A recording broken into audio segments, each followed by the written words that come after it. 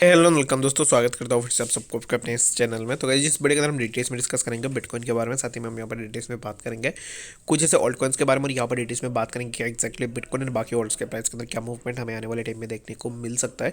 तो ये सब चीज़ों को पूरा डिटेल्स में अगर आपको जानना है तो फिर वीडियो को बिना स्किप किए पूरा एंड तक जरूर से देख सकते हो। बाकी अगर पहली बार चैनल पर विजिट करो, मेक श्योर अपने ऑलरेडी चैनल को सब्सक्राइब भी कर दिया। अगर टेलीग्राम चैनल को भी ज्वाइन करना चाह रहे हो तो लिंक मैंने डिस्क्रिप्शन में ऑलरेडी डाल दिया है, वहाँ से जाकर आप जरूर से ज्वाइन भी कर सकते हो। ठीक है, तो इस टाइम पे सबसे पहले अगर आप देखोगे तो बिटकॉइन के प्राइस चला है 16,942 के आसपास। तो क्या यहाँ से फर्दर हमें प्राइस के अंदर और भी ड्रॉप डाउन देखने को मिलेगा या नहीं? तो प्राइस के लिए यहाँ पर कल रात को मैंने आपको ऑलरेडी बताया था, वीडियो जो है यहाँ पर बहुत कम लोगों ने देखा, लाइक 122 लोगों ने देखा है, बट कोई बात नहीं। जिसने भी देखा होगा उसने इस चीज़ों को समझा होगा कि एक्जैक्टली मैंने आपको बोला था कि प्राइस जो है आप एक्सपेक्ट करना कि somewhere around near this zone. तो एक्जैक्टली हमें 16,600 के आसपास प्राइस देखने को मिला है, 16,680 के आसपास, और वहाँ से हमें प्राइस के अंदर एक अच्छा खासा मूवमेंट देखने को मिला है। और ये जो मूवमेंट था ना, बहुत सारे लोग बोल रहे हैं कि मैनिपुलेशन हुआ है, ये हुआ है, वो है हुआ है। तो मुझे मैनिपुलेशन होता है मार्केट में, ऐसा नहीं है नहीं होता है। मैनिपुलेशन जब होता है ना, तब आपको जो है यहाँ पर पूरा सरप्राइज कर देगा कि एग्जैक्टली मार्केट के अंदर क्या हुआ है। तो मैनिपुलेशन कैंडल को अगर आप देखोगे तो ये जो कैंडल है ना, ये एक मैनिपुलेशन कैंडल था, जहाँ पर एक ही कैंडल में रेड भी हुआ, ग्रीन भी हुआ, और उसके बाद इवेंचुअली प्राइस के अंदर ड्रॉप डाउन देखने को मिला। तो मैनिपुलेशन मार्केट में होता है, manipulation does happens, but it doesn't mean कि हर टाइम मैनिपुलेशन ही होता रहेगा। यहाँ पर क्या होता है कि लोगों का प्रॉब्लम यही होता है कि जब भी यहाँ पर मैं पर्सनली बोल रहा हूँ, मेरा भी टीए फेल होता है, बट मैं खुद को ब्लेम करता हूँ जस्ट बिकॉज ये मेरा पर्सनल ओपिनियन था और मैंने जो है इस चीज़ को अच्छे से नहीं देखा जो आगे आने वाले टाइम में हो सकता था, बट ये मेरा प्रॉब्लम था। बट यहाँ पर हर चीज़ में मैनिपुलेशन बोलना it's not a good thing, क्योंकि यहाँ पर क्या है ना कि एग्जैक्टली अगर आप देखोगे तो ये जो जोन था, इसी जोन पे प्राइस के लिए एक अच्छा खासा सपोर्ट था, क्योंकि प्राइस यहाँ से जब भी प्राइस आ रहा था तब प्राइस के अंदर यहाँ पर हमें डिमांड देखने को मिल रहा था। तो डिमांड तो यहाँ पर ख़त्म नहीं होगा जस्ट बिकॉज, क्यों नहीं ख़त्म होगा यहाँ पर मैं आपको बता देता हूँ कि ये एक यहाँ पर मैनिपुलेशन नहीं था, वो मैं आपको बताता हूँ कि एग्जैक्टली क्यों नहीं था।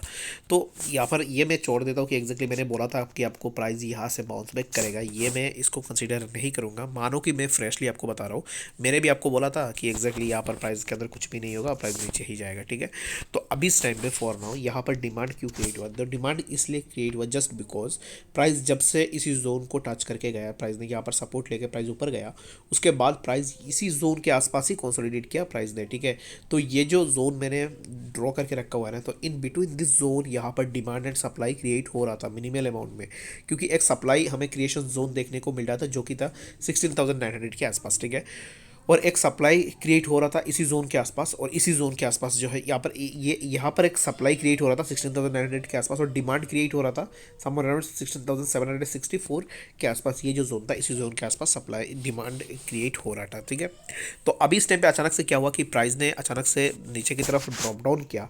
तब यहाँ पर जितने भी डिमांड क्रिएटर्स थे उन्होंने क्या किया कि वो अपना सेल करना स्टार्ट कर दिया। ठीक है, तो उसके बाद प्राइस तुरंत नीचे आया। तो बहुत सारे लोग ऐसे भी थे जिनका यहाँ पर टारगेट यही था कि इसको ब्रेक करो और उसके बाद इसी जोन के आसपास आओ, तब हम जो है यहाँ पर एक अच्छे अमाउंट में परचेज कर लेंगे।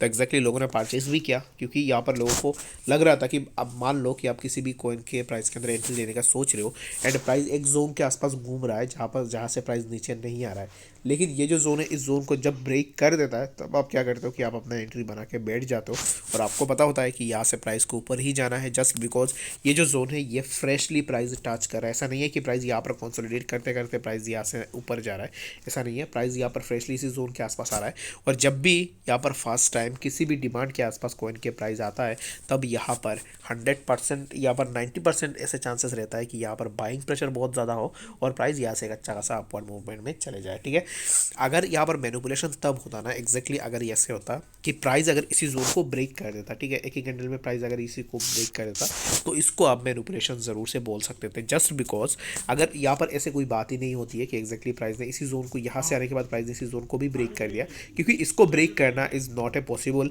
और यहाँ पर टेक्निकली अगर आप देखोगे तो ये जो जोन है, ये जोन ब्रेक होने के लिए प्राइस को कुछ टाइम के लिए इसके ऊपर जो है कंसोलिडेट करना पड़ेगा, ताकि जितने भी डिमांड है उस डिमांड को एब्जॉर्ब कर सके। ठीक है, जितना डिमांड एब्जॉर्ब होगा उतना ज़्यादा जो है हमें प्राइस के अंदर मूवमेंट ऐसे साइडवाइज में देखने को मिलेगा, उसके बाद प्राइस अचानक से हमें प्राइस के अंदर ड्रॉप डाउन देखने को मिलेगा।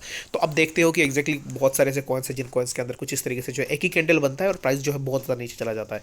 तो ये जो एक कैंडल बनता है ना, ये एक कैंडल एक बार में नहीं बनता है, यहाँ पर उसमें प्रोसेस होती है, डिमांड, जो भी डिमांड होता है उस पार्टिकुलर जोन के आसपास उस डिमांड को कंज्यूम किया जाता है एंड लेटर ऑन यहाँ से प्राइस के अंदर ड्रॉप डाउन देखने को मिलता है। क्या होता है कि प्राइस अगर साइडवेज में चल रहा है, लोग परेशान होकर स्टॉक यहाँ पर प्राइस से ही निकल जाते हैं, ठीक है।